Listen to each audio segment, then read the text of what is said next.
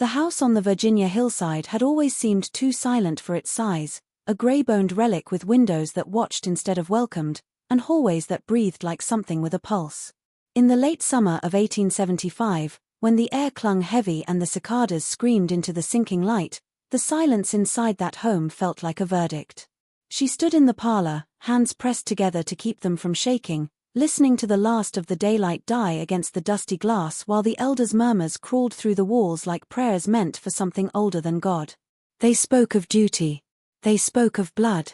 They spoke of the name that must not be allowed to disappear, as though it was a living creature gnawing at their ribs. She was the last. That was how they began every sentence now. She is the last, the final thread, the last pure daughter of a line too proud to admit it was already rotting. The portraits on the walls watched her like judges, eyes darkened by decades, lips thin with secrets the family pretended weren't real. Somewhere deeper in the house, boards creaked beneath familiar boots, the sound of a brother returning not as comfort but as a sentence. They had not seen each other in years, not since childhood had allowed them to be innocent of what their lives were meant to become. Now he came back not as kin, not as companion, but as a necessary part of a legacy neither of them had asked to shoulder. The air thickened with unspoken dread. The lamps burned low, painting the walls in amber shadows that seemed to move on their own, as though the house delighted in what was coming. Outside, the world went on, fields bending in wind, the distant call of an evening bird, the slow settling hush of the countryside. Inside, time narrowed to a single, impossible future being forced upon them. She could feel their hopes pressing against her like hands, like chains disguised as reverence. They called it salvation. They called it protection of honor. But as the night deepened and footsteps drew nearer, she understood it for what it truly was, a sacrifice, demanded not by fate, but by the cold, desperate cruelty of those who could not bear to let their power die.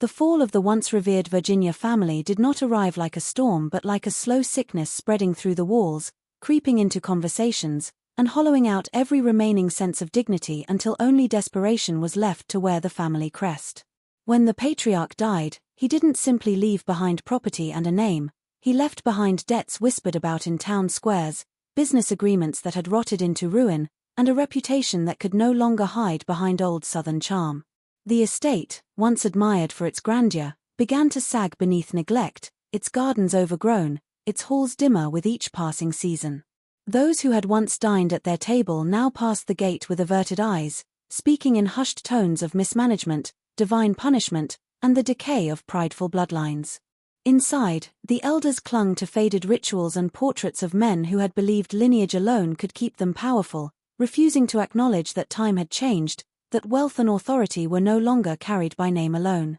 Servants left quietly. Rooms were locked to conserve candles. Letters demanding payment piled beneath silver trays no one polished anymore. The matriarch's voice trembled more often, not from grief but from the terror of humiliation, of the world discovering that their grandeur had always been more fragile than they dared admit. The children grew up surrounded by this tightening dread, by the knowledge that failure was not merely unfortunate but catastrophic, something that would stain generations. Every meal, every whispered family meeting, every long glance exchanged across the dinner table carried the same unspoken plea: the name must survive, no matter the price. As creditors waited like wolves and neighbors pretended to pity while secretly reveling in the fall, the elders retreated deeper into their obsessions, clutching at superstition and legacy as if either could rebuild crumbling foundations. The house, once filled with laughter and music, now echoed only with footsteps, arguments behind closed doors,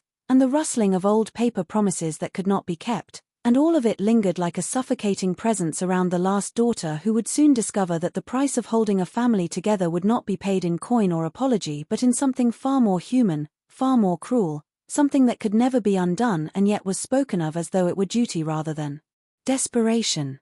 The elders did not merely mourn their dwindling fortune, they clung to something older, colder, and far more dangerous than grief, a belief woven into the marrow of the family for generations, whispered in back rooms and recited like scripture to children too young to understand the weight of the words placed upon them. They believed their bloodline was not simply lineage but a sacred thread, a chosen strain untouched by outside influence, and that to let it mix with the ordinary world was to invite ruin beyond debt or disgrace. Old journals spoke of blessings tied to purity, of fortunes that rose when the family married within itself, and disasters that struck whenever an outsider's name was written in their records. Whether born from arrogance, fear, or madness, the superstition hardened into law inside that house. Elders gathered in candlelit rooms, their faces pale and fervent in the flicker, speaking of omens and curses as though they were undeniable truths. They pointed to every misfortune, the failing crops, the cracked foundation,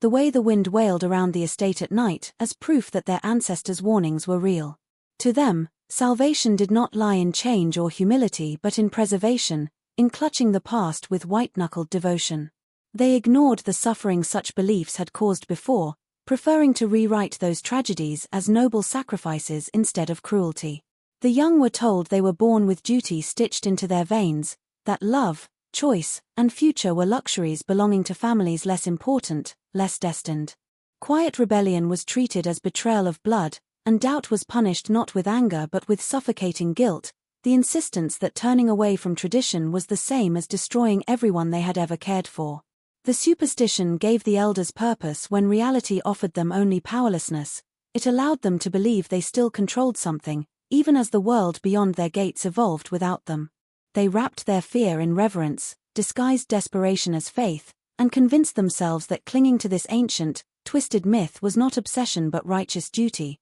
not tyranny but protection, and so they watched the last daughter not as a child to be cherished but as the final vessel through which this fragile, haunted legacy might be forced to endure.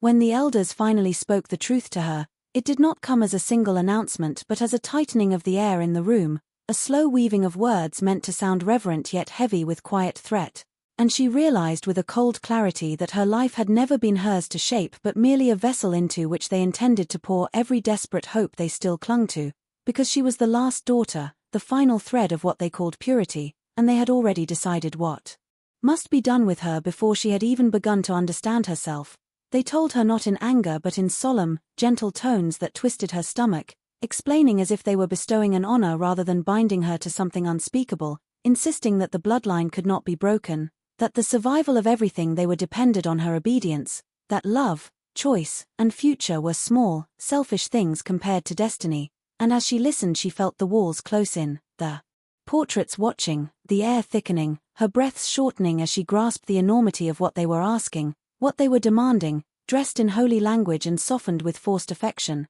as though kindness could make it less monstrous. They reminded her of the sacrifices of ancestors, reciting names and stories until she almost felt crushed beneath the dead, until the pressure of expectation wrapped itself around her ribs, making it difficult to speak, and when she dared to question, to say the smallest words of resistance, they answered with sorrow instead of fury, telling her she did not understand, telling her she would someday thank them, telling her that the fate of everyone she loved rested on her shoulders, that if she refused, the curse they believed in so fiercely would devour them all, leaving her responsible for their destruction. And in that moment she saw how they had trapped her not with chains or violence but with guilt sharpened into a blade, with fear disguised as devotion, with a destiny already written long before she ever had a chance to dream of another life.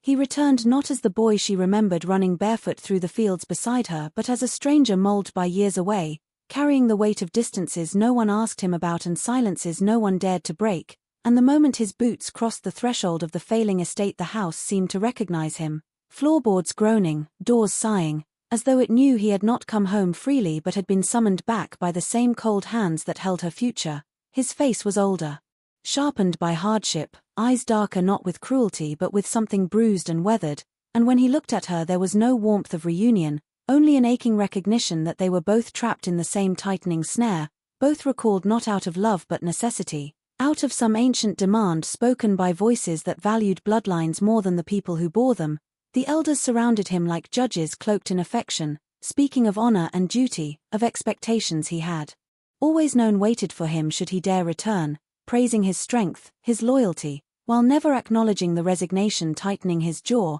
the way his shoulders stiffened beneath compliments that felt like shackles, and though he remained composed, something in him trembled, not visibly, but in the rare flicker of hesitation before he answered, in the quiet glances he cast toward the hallways where childhood once lived before it was buried beneath superstition. The house filled again with footsteps and murmured plans, the air thick with ritual and inevitability, while he drifted from room to room like a ghost reacquainting himself with a life he had tried to outrun, pausing before portraits whose painted eyes seemed to accuse him of even thinking of refusal. Between him and his sister hovered an unspoken grief, the memory of laughter they were no longer allowed to claim, and every brief exchange between them carried the heaviness of things neither dared say aloud, because around them hovered the presence of those who watched, who listened, who measured every breath for weakness, and he understood with a weary, haunted clarity that his return had never been about coming home but about being positioned, prepared, and delivered back into a destiny written long before either of them had the chance to escape.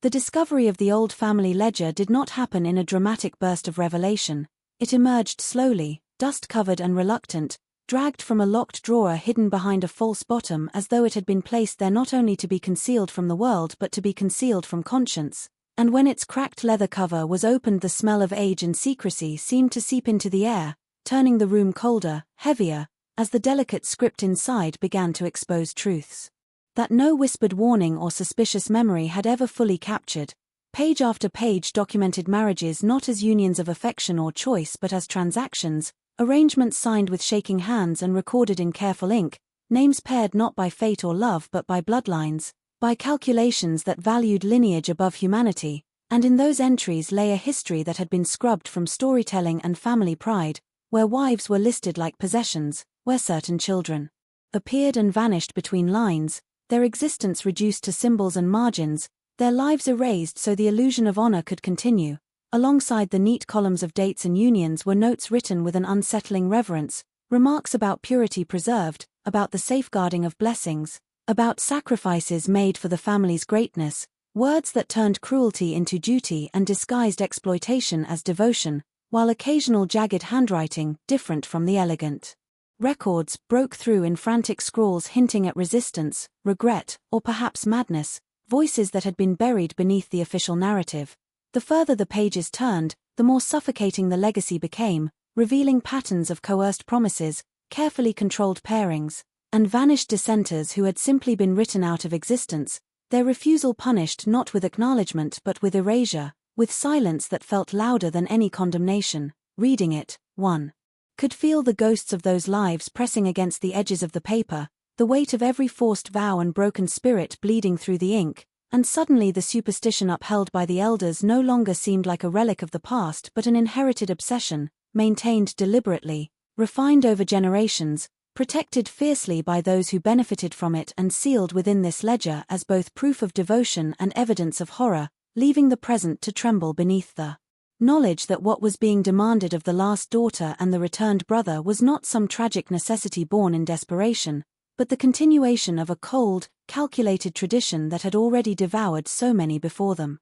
As rumors seeped beyond the estate walls, the town began to sense that something in that proud household was not merely mourning or financial decline but a strangeness that thrummed beneath every polite smile and carefully chosen word, and although no one dared speak openly, curiosity grew like a quiet fever. Neighbors noticed how seldom the family appeared in church now, how invitations to gatherings were refused with flimsy excuses, how the remaining servants kept their eyes lowered and mouths tightly sealed, as if terrified that even breathing too loudly might let something escape. Whispers began to stitch themselves together in taverns, in market stalls, outside the iron gates where children paused to stare before being hurried along, and some said they heard things in the night, voices raised then abruptly cut off. The distant echo of weeping carried on the wind, lights burning in upper windows long after midnight as though the house refused to sleep. Visitors who managed to step inside spoke of an atmosphere too tense to be ordinary, of overly watchful elders who offered forced warmth while their eyes measured every movement, every word spoken, like keepers guarding something fragile and dangerous, and as suspicion thickened, the family responded not with reassurance but with deeper secrecy, pulling tighter into themselves, locking doors that once remained open, restricting who could move freely, treating the daughter and her returned brother less like members of a loving household and more like essential components of a guarded ritual, pieces of a plan that could not risk contamination from outside influence. The town's fascination warped gradually into unease, into fear of what might be unfolding behind the estate's crumbling beauty, because the more the family tried to hide, the more obvious it became that something unnatural was being preserved within those decaying walls, something so important to them that they would risk isolation, scandal, and madness to protect it. And with every day that passed, the boundary between ordinary life and the dark mythology the elders clung to grew thinner, until it felt as though the house itself existed slightly apart from the rest of the world, a place where logic and morality had loosened their grip and been replaced with ritual, control, and a silence so deliberate it screamed in every unspoken glance and unfinished sentence. Inside the house, tension became its own weather, something that seeped into breath and bone, and the siblings began to fracture beneath the relentless gaze of those who watched them as if they were fragile artifacts rather than living beings. Every movement weighed, every word dissected until even their most natural gestures felt rehearsed, unsafe, and the closeness that had once come easily now trembled with strain because they were never truly alone, always shadowed by listening ears, by doors left slightly ajar, by footsteps hovering just beyond sight, which turned simple conversations into whispered exchanges heavy with everything they could not openly say. He tried to hold himself together in the face of expectation, burying fear beneath a hardened calm, while she felt the slow tightening of something deep within her, a constant pressure pressing against her chest and throat, and their shared glances grew layered with grief, apology, dread, each seeing the other not merely as sibling but as unwilling participant in a fate neither chose. Arguments flared quietly, not out of hatred but out of despair, frustration spilling through cracks as they grappled with guilt for what they might be forced to become, each terrified of failing the other while equally terrified of obeying. And these moments ended not with resolution but with silence, a silence heavier than shouting, full of unshed tears and swallowed pleas. The elders mistook their strain for weakness needing correction, tightening rules, insisting on proximity, orchestrating moments where they were pushed closer under the guise of tradition and preparation, further warping the fragile bond that remained, until affection became dangerous, kindness carried fear, and every shared memory of childhood innocence turned painful in contrast to the looming demand hanging over them. Sleep became scarce, dreams haunted by the house's shadows and by futures neither could face without trembling, and the estate seemed to feed on their unraveling, walls closing in, corridors stretching long and breathless, echoing with their unease. Under this constant surveillance and emotional suffocation, they began to change in ways neither recognized, losing softness, losing certainty, trapped between loyalty and revulsion, between love and horror, caught in a slow emotional collapse that no one around them acknowledged as cruelty but instead praised as proof that destiny was working its will, even as it quietly broke them into pieces they no longer knew how to gather back together. The estate itself seemed to conspire against them, as if the house had absorbed the anxieties of generations and now responded with its own warnings, manifesting in small but unnerving ways that no one could dismiss as mere coincidence. The wind howled through cracks in the walls with voices that sounded like whispers, shadows shifted along the corridors when no candle burned near, and doors would creak open or slam shut without explanation, sending the family into fits of whispered fear that confirmed the elders' belief that the household's fate was entwined with forces beyond understanding. Objects moved or disappeared, strange markings appeared where none had been before, and even animals, horses, dogs, and the few remaining farm creatures reacted as though the estate's unease had permeated every living thing, refusing to settle, refusing to sleep. The daughter noticed it first, the sensation of being watched by something not human, of feeling her own breath catch in corridors that should have been familiar, of hearing footsteps echoing when no one else was near, and she began to question whether the house itself had memories, whether it remembered the sacrifices and betrayals of ancestors and now demanded its own account. Her brother felt it too, a weight pressing at the nape of his neck, a tension in his shoulders that could not be explained by superstition alone, a dread that gnawed at him even as he tried to maintain composure for the sake of appearances. The elders interpreted these signs as proof of ancestral displeasure, of the looming consequences should the purity of the bloodline be allowed to falter, and they intensified their rituals, speaking in solemn tones of curses and omens, their devotion mixing fear and fanaticism into a potent force that suffocated reason and empathy alike. Family dinners became silent affairs, the air thick with anticipation of misfortune, and even the servants moved with a nervous precision, aware that any lapse might unleash unknown retribution. As the days stretched into weeks, the pressure built relentlessly, a constant drumbeat in every corner of the estate, eroding courage and resolve, amplifying tension between the siblings, and making the walls themselves seem alive, conspiratorial, as though they were waiting for the final act to begin. Every minor accident, every creaking board, every shadow cast by the flickering lamplight reinforced the elders' obsession, convincing them that their actions were not merely precautionary but essential, ordained by forces beyond understanding, and the siblings found themselves increasingly haunted, not only by the expectations of the living but by the restless presence of the house itself, a silent, ever-watchful accomplice that seemed intent on ensuring the family's twisted version of destiny was carried out without deviation. As the weight of inevitability pressed harder on her, she began to imagine escape in the quietest corners of the house, plotting routes through shadowed hallways and back doors long forgotten, mapping the sprawling estate in her mind as though memorizing it could grant her freedom. But every plan was tangled with fear because she knew the walls themselves seemed to watch, as if every board and windowpane carried the memory of past obedience. Every step outside the estate risked exposure not just to the world but to the wrath of those who claimed to love her while shaping her destiny. She thought of fleeing under the cover of night, of riding beyond the gates to a life unclaimed by superstition and obligation, but even as the thought blossomed it was shadowed by the certainty that someone would betray her, that the careful web of family surveillance, whispered warnings, and unspoken rules had already begun to anticipate her moves. She tested the boundaries subtly at first, lingering too long in empty rooms, questioning small commands under the guise of curiosity, but each tiny act of defiance was met with a presence she could not ignore,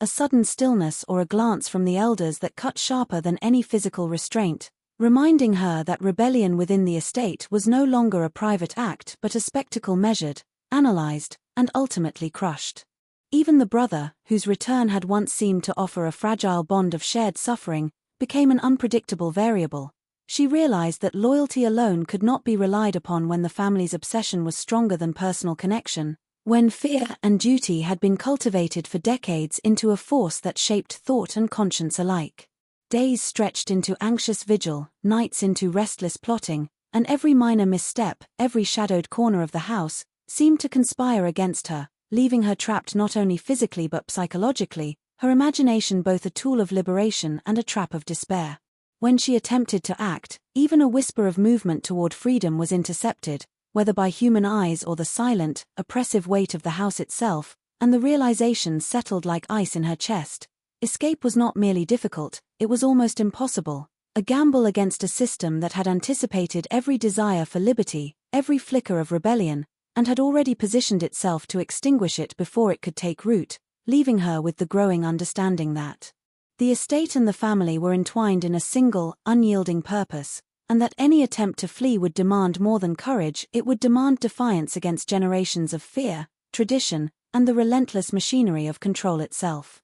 On the eve of the forced union, the house seemed almost sentient, its walls alive with memory, every creak of the floorboards, every sigh of the wind through broken shutters, carrying with it the weight of decades of obedience, fear, and despair, as though the estate itself were holding its breath in anticipation of what was to come. The portraits along the hallways, eyes painted with the cold precision of ancestors long dead, appeared to follow her and her brother with a scrutinizing gaze that pressed harder than any human observer could, judging, reminding, accusing, while the air inside thickened with the mingled scent of dust, candle smoke, and the faint, bitter tang of dread that clung to every corner. She could feel the legacy of generations pressing upon her shoulders, a burden so immense it seemed to constrict her lungs, and her brother mirrored the same tension, standing at once as kin and unwilling accomplice, each of them trapped in a ritual that had been orchestrated before either had a chance to claim agency. Every detail of the night had been arranged by the elders, the placement of furniture,